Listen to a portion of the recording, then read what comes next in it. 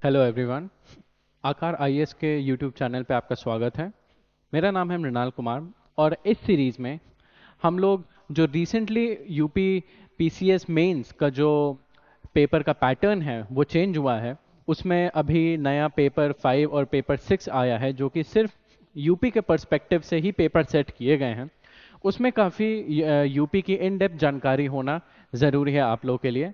UP की जानकारी ही नहीं, उसका एनालिसिस और उसके बारे में और क्या क्या हो सकता है और क्या क्या चल रहा है अभी, वो आपके लिए जानना काफ़ी ज़रूरी है। तो यूपी के पर्सपेक्टिव में बात करने के लिए हम इस पूरे लेक्चर की सीरीज़ ये पूरे लेक्चर की सीरीज़ चल रही है एंड इसमें अलग अलग टॉपिक्स डिस्कस होंगे। इस वाले में हम लोग उत्तर प्रदेश के एग्रीकल्चर के बारे में बात करेंगे, इसके रीजनल पर्सपेक्टिव के बारे में बात करेंगे। रीजनल पर्सपेक्टिव के बारे में बात करेंगे और देखेंगे कि इसमें क्या क्या चीज़ें इंक्लूड होती हैं, इसका क्या क्या एनालिसिस है, क्या क्या प्रॉब्लम्स हैं, क्या क्या सॉल्यूशंस हैं, क्या क्या प्रोग्राम्स रन किए जा रहे हैं, कैसे एग्रीकल्चर इंप्रूव हो सकता है। सब कुछ हम लोग उत्तर प्रदेश के ही पर्सपेक्टिव से सीरीज में देखेंगे। मेरा नाम है मृणाल कुमार और चलिए इसके बारे में, इस पूरे एग्रीकल्चर के सीरीज और लेक्चर्स में हम आगे क्या देखने वाले हैं, आगे के आने वाले लेक्चर्स में क्या कैसा सिनेरियो होने वाला है, उसके बारे में हम लोग थोड़ा सा डिस्कशन कर लेते हैं। तो बेसिकली हम लोग ये कुछ चीज़ें डिस्कस करेंगे कि पहले उत्तर प्रदेश में एग्रीकल्चर का असल में सिनेरियो है क्या, और क्या क्या मेजर स्ट्रेंथ्स हैं यूपी की जो उसके एग्रीकल्चरल सेक्टर को आगे बढ़ाती हैं।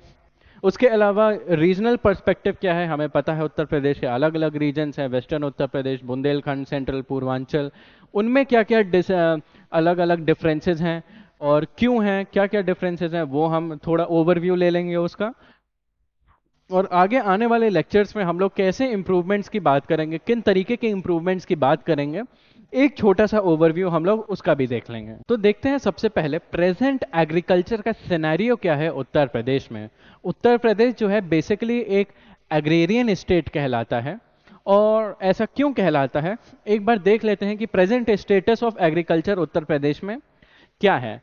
तो सबसे पहला फैक्ट ये है कि उत्तर प्रदेश जो है फूड ग्रेन्स का सबसे बड़ा उत्पादक है, सबसे बड़ा प्रोड्यूसर है। और हॉर्टिकल्चर में भी आपका जो 11 पूरे इंडिया का 11% जो फ्रूट्स का, फलों का प्रोडक्शन होता है वो उत्तर प्रदेश में होता है।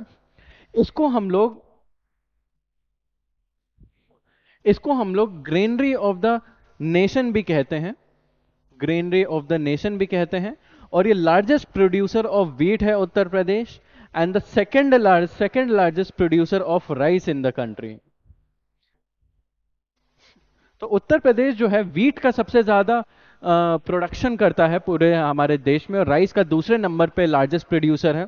Also the largest producer of sugarcane हो गया, आपका गन्ना हो गया, आम हो गया, तरबूज हो गया, गूसबेरी हो गया, आलू हो गया, मटर हो गया, मिल्क हो गया और मीट हो गया। ये लार्जेस्ट प्रोड्यूसर रह चुका है अप टू 2015 2016-17। तो हम लोग देखते हैं कि एग्रीकल्चर के प्रोडक्शन के मामले में उत्तर प्रदेश बहुत ज़्यादा आगे है। Despite its contribution to the country's food security, agriculture in the state is characterized by low productivity, which demands targeting policies towards raising crop yield. So, Uttar Pradesh पैदा तो बहुत ज़्यादा कर रहा है, लेकिन पर एकड़ कितना ज़्यादा पैदा होना चाहिए वो उतना ज़्यादा उत्तर प्रदेश में नहीं हो रहा। जो प्रोडक्टिविटी है ये उत्तर प्रदेश में बाकी स्टेट्स के बनस्पत थोड़ी कम है। तो उसके बाद agricultural sector in Uttar Pradesh has been growing at a slower pace at 2.5% from 2001 to 2020 at compare to most of the states. तो जैसे इकोनॉमी ग्रो करती है, अलग अलग सेक्टर ग्रो करते हैं, आपका ट्रांसपोर्ट सेक्टर ग्रो करता है, आपका ट्रेड वाला सेक्टर ग्रो करता है, आपका बैंकिंग सेक्टर ग्रो करता है, वैसे एग्रीकल्चर भी एक सेक्टर होता है, ये भी हर साल ग्रो करता है।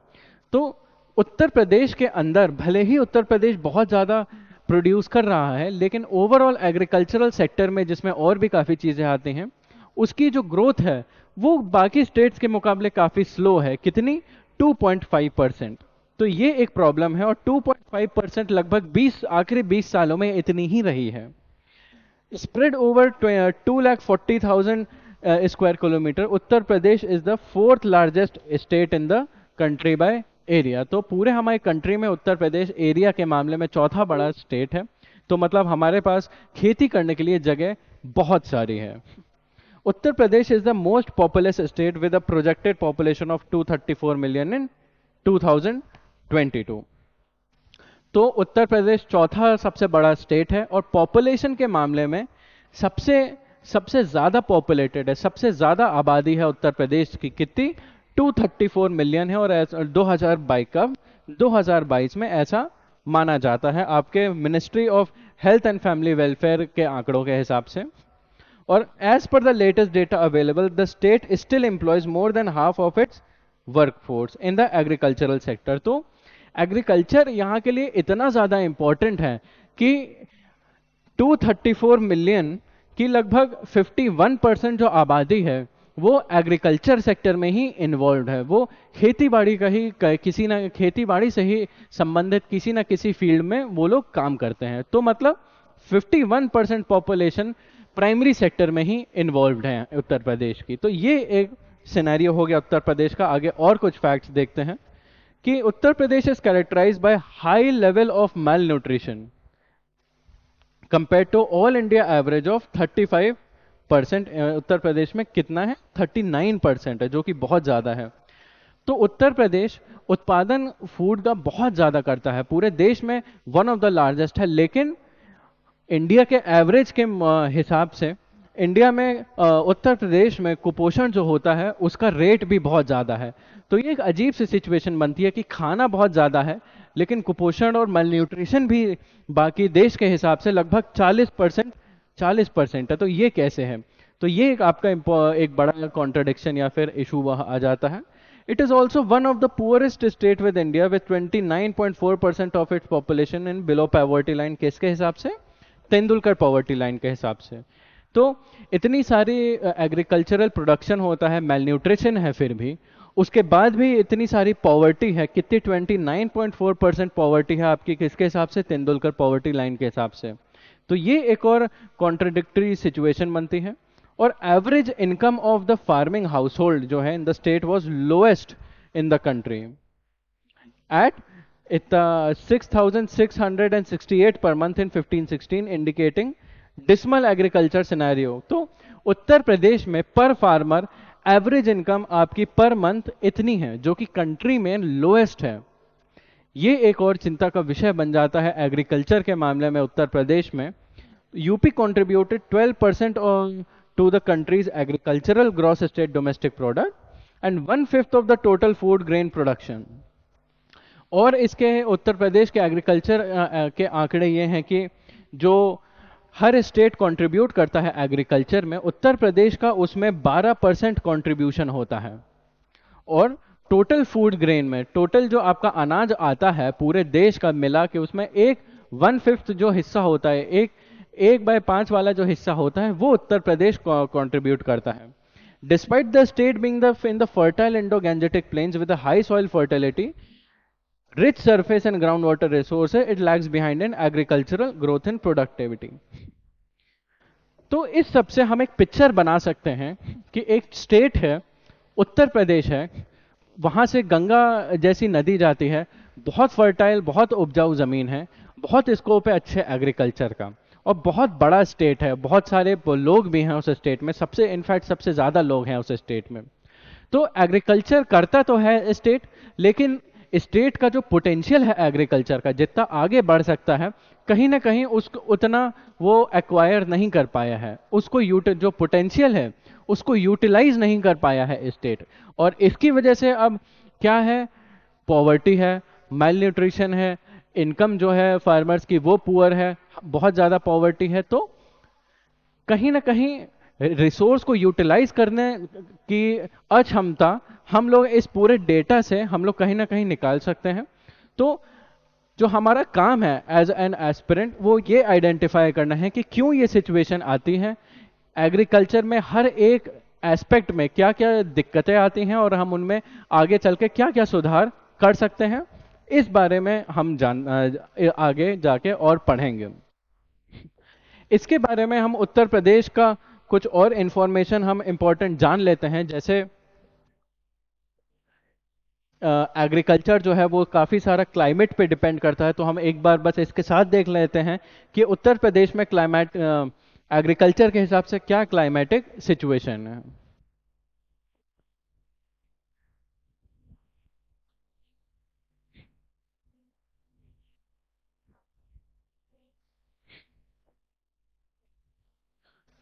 तो उत्तर प्रदेश जो है ये आता है हमारा सब ट्रॉपिकल क्लाइमेट के अंदर। सब ट्रॉपिकल क्लाइमेट है यहाँ का बेसिकली। और ये जो क्लाइमेट है, ये जो वेदर है असल में वो समय के साथ और जगह के साथ थोड़ा वेरी करता रहता है। यहाँ का जो एवरेज टेम्परेचर है,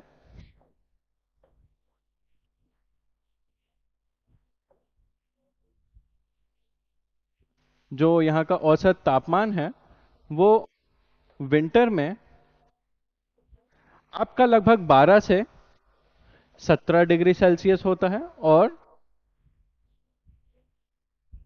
समर में होता है आपका लगभग 28 से 35 डिग्री सेल्सियस तक। तो इससे डिसाइड होता है कौन कब किस समय पे हम लोग रबी की फसल बोएंगे, कब किस समय पे कौन सी हम लोग खरीफ वाली फसल बोएंगे।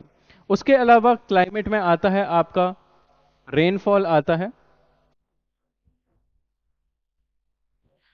रेनफॉल हमें पता है मानसून में होता, मानसून के टाइम पे होता है, और मानसून भी क्या, साउथ वेस्ट मानसून में होता होता है। तो रेनफॉल हम जानते हैं कि जैसे जैसे रेनफॉल जो है ईस्ट से होके वेस्ट में जाता है, नॉर्थ इंडिया में रेनफॉल की मात्रा उतनी कम होती जाती है। इसीलिए ईस्टर्न उत्तर प्रदेश में थोड़ी ज़्यादा बरसात होती है और वेस्टर्न उत्तर प्रदेश में जाते जाते बरसात थोड़ी कम हो जाती है। तो western Uttar Pradesh, eastern Uttar Pradesh. Western उत्तर प्रदेश में होती है आपकी 600 से लेके 1000 एमएम की बारिश, और आपकी ईस्टर्न उत्तर प्रदेश में होती है आपकी 1000 से लेके आपकी 2000 एमएम तक बारिश। तो रिसोर्सेज जो हैं, कहीं ना कहीं वाटर रिसोर्सेज जो हैं वो ईस्टर्न उत्तर प्रदेश में ज़्यादा प्रेजेंट हैं। और उसके बाद हम ये भी जानते हैं, ये जो रेनफॉल है, 90% जो रेनफॉल है वो आपके कौन से महीने में होती है? आपकी शुरू होती है ऑलमोस्ट जुलाई से लेके, सॉरी, जुलाई से लेके अक्टूबर के बीच में आपकी लगभग 90%, अक्टूबर कहें या फिर सितंबर कह लें, इन दो 3 या 4 महीनों में आपकी 90% रेनफॉल हो जाती है। तो ये एक और हमारे लिए उत्तर प्रदेश के लिए चैलेंज बन जाता है कि रेनफॉल तो आपकी लगभग औसत 1000 एमएम है, लेकिन वो आपकी सिर्फ 3 या 4 महीने में हो रही है। तो एक साथ ढेर सारा पानी बरस रहा है। इसकी इसकी वजह से क्या होता है, बाढ़ आ जाती है, फसल जो है वो सड़ जाती है, या फिर ओले ओले पड़ते हैं, बहुत तेज बारिश होती है तो फसल खराब हो जाती है। तो इसकी वजह से जो है काफ़ी सारे इश्यूज आते हैं, क्रॉप फेलियर के, क्रॉप प्रोडक्टिविटी कम होने के, क्रॉप के यील्ड कम होने के, ये हैं। उसके बाद हम देखते हैं कि उत्तर प्रदेश काफ़ी बड़ा प्रदेश है, काफ़ी सारे वेरिएशन हैं यहाँ पे। तो यहाँ पे हम बात करते हैं एक कॉन्सेप्ट की, उत्तर प्रदेश के एग्रो क्लाइमेटिक जोन की बात करते हैं। बेसिकली एग्रो क्लाइमेटिक जोन क्या होता है? लैंड क्लासिफिकेशन का तरीका होता है एक।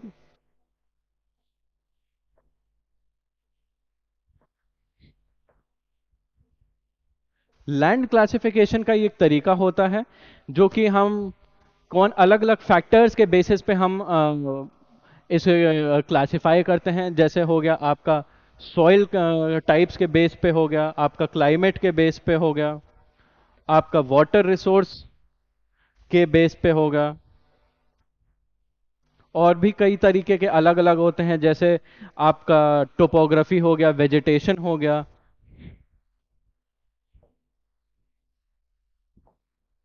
टोपोग्राफी हो गया, वेजिटेशन हो गया। तो एग्रोक्लाइमेटिक जोन के हिसाब से लगभग हर फैक्टर को कंसिडर करके हम उत्तर प्रदेश को अलग अलग हिस्सों में बांटते हैं कि ये वाला हिस्सा जो है, यहाँ पे एक्स वाई जेड इस तरीके की कंडीशन है, यहाँ पे इतनी रेनफॉल होती है, ये वाला सॉइल प्रेजेंट है, ये तापमान है। तो इन सारी चीज़ों को मिला के एक कंडीशन बनती है जो एक पर्टिकुलर क्रॉप जो है उसको सबसे ज़्यादा फेवर करती है। तो यहाँ पे अलग अलग जगह हैं, उनके कॉम्बिनेशन से अलग अलग एग्रोक्लाइमेटिक जोन बनते हैं। और ऐसे करके लगभग 9 एग्रोक्लाइमेटिक जोन होते हैं उत्तर प्रदेश में। वो कौन कौन से होते हैं? वो आपका सबसे पहला होता है तराई एंड भाबर एरिया होता है आपका। उसके बाद होता है आपका वेस्टर्न प्लेन और mid western plain. Western plain हो गया आपका। उसके बाद हो गया आपका मिड वेस्टर्न प्लेन हो गया। उसके बाद हो गया आपका साउथ वेस्ट ड्राई प्लेन आते हैं।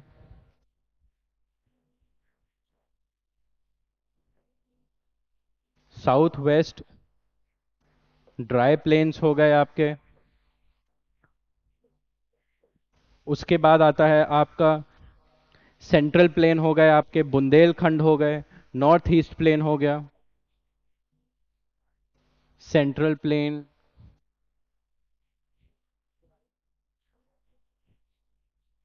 Bundelkhand, north east planes.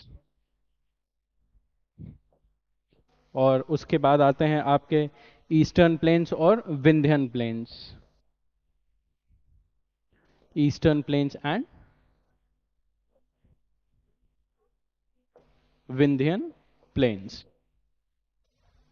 तो इन सारे फैक्टर्स को कंसिडर करके हम लोग उत्तर प्रदेश को एग्रीकल्चर के हिसाब से 9 एग्रोक्लाइमेटिक जोन में बांट सकते हैं।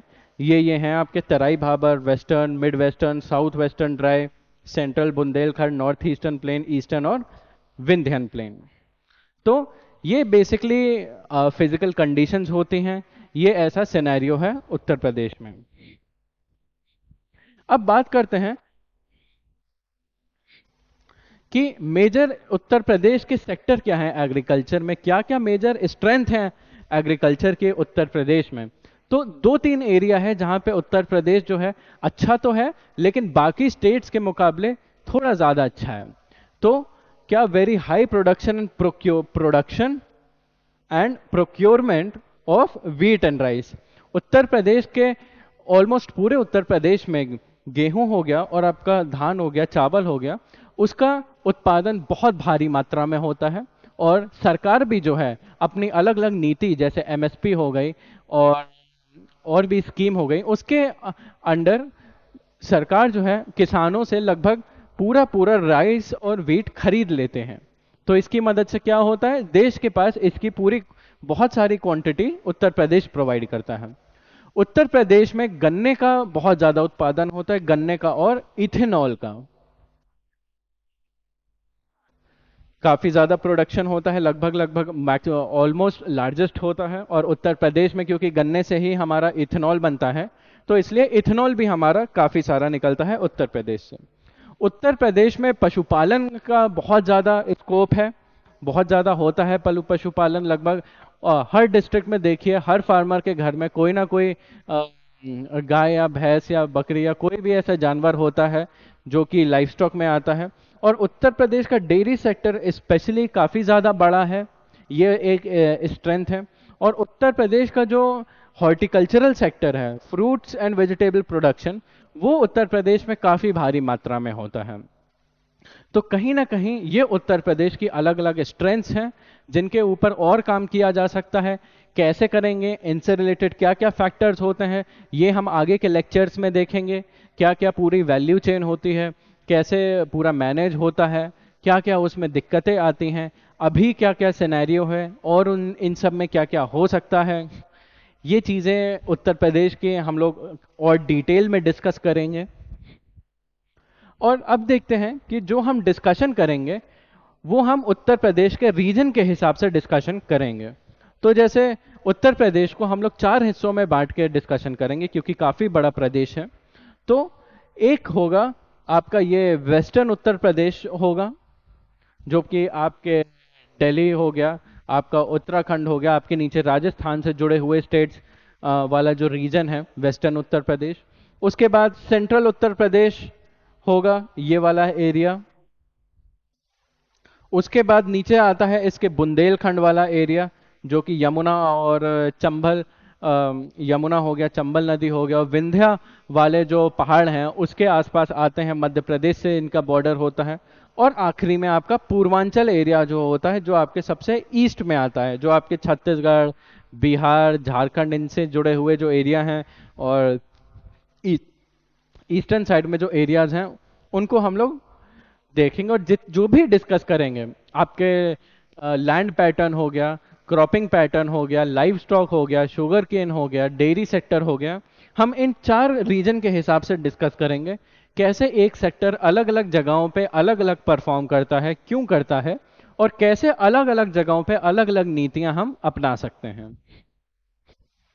तो देखते हैं अलग अलग, इन शॉर्ट हम देख लेते हैं कि अलग अलग जो रीजन है, वेस्टर्न रीजन है, पूर्वांचल, सेंट्रल, बुंदेलखंड, वहां पे असल में उनकी स्ट्रेंथ क्या है, किस बात के लिए वो वाले रीजन जो हैं वो स्पेशली एग्रीकल्चर में कंट्रीब्यूट करते हैं। तो जैसे वेस्टर्न यूपी हो गया, वहां पे शुगर केन का बहुत ज़्यादा प्रोडक्शन होता है।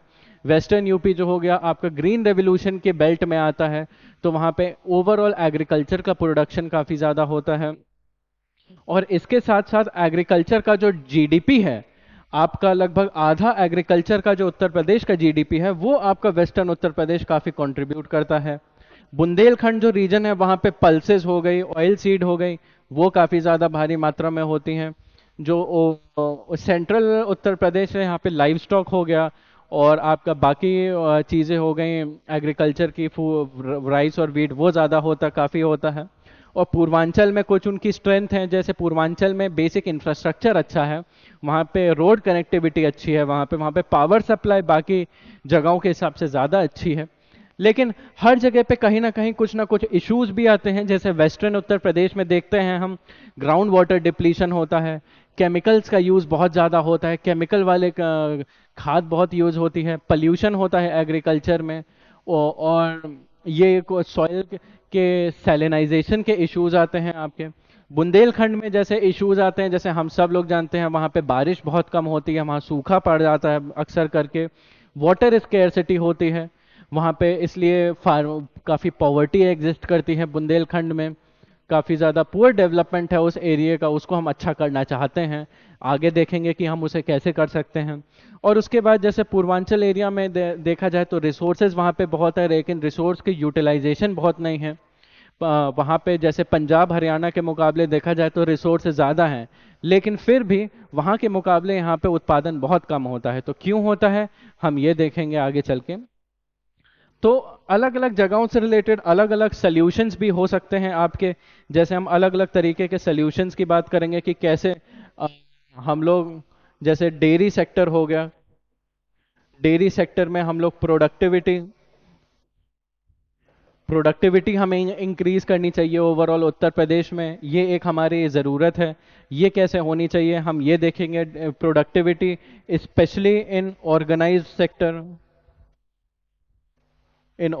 सेक्टर, और ये क्यों करनी चाहिए हम इसके बारे में भी देखेंगे। डेयरी हो गया, और आपका जो लाइव स्टॉक सेक्टर हो गया, इसको हम और कैसे इम्प्रूव कर सकते हैं। उसके बाद हम लोग उत्तर प्रदेश में जो ऐसे बुंदेलखंड के इश्यूज हो गए, वहाँ पे एग्रीकल्चर को बढ़ावा देने के लिए हम लोग इरिगेशन इरिगेशन में क्या क्या सरकार अभी कर रही है, वहाँ पे इरिगेशन इंफ्रास्ट्रक्चर कैसे सुधार कर सकते हैं। अलग अलग टेक्नोलॉजीज हो गई, जैसे आपकी ड्रिप इरिगेशन हो गई, प्रिसीजन एग्रीकल्चर हो गया, स्प्रिंकलर इरिगेशन हो गया, वो वहाँ पे कैसे कारगर हो सकता है, ये हम देखेंगे। उसके बाद हम देखेंगे कि इम्प्रूवमेंट में हम लोग एग्रीकल्चर में इन्वेस्टमेंट्स और कैसे ला सकते हैं, इन्वेस्टमेंट्स दोनों प्राइवेट और हो गया आपका गवर्नमेंट इन्वेस्टमेंट कैसे और ला सकते हैं, इन्वेस्टमेंट के साथ कैसे हम और एग्रीकल्चर में उत्तर प्रदेश में मार्केटिंग इम्प्रूव करने के क्या क्या तरीके हो सकते हैं। क्यों, जैसे कि हम डिस्कस करेंगे कि एपीएमसी के कुछ तरीके होते हैं, प्राइवेट कुछ तरीके होते हैं, कॉन्ट्रैक्ट फार्मिंग, लैंड लीजिंग, अलग अलग, और ई नैम हो गया, अलग अलग मार्केट के तरीके देखेंगे, क्या क्या और सरकार लाना चाह रही है उनके बारे में हम लोग और देखेंगे। एंड उसके बाद और भी चीज़ें हो गई, जैसे आपकी इम्प्रूवमेंट में मिलेट प्रोडक्शन हो गया, और आपका एफपीओज हो गया, उनका प्रमोशन हो गया, या फिर फिशरीज में हम और कैसे सुधार कर सकते हैं, ये हम देखेंगे। तो हमारा पूरा जो डिस्कशन है इस पूरे एग्रीकल्चर के सीरीज का, हम लोग इनमें इन सब चीज़ों के बारे में डिस्कशन करेंगे।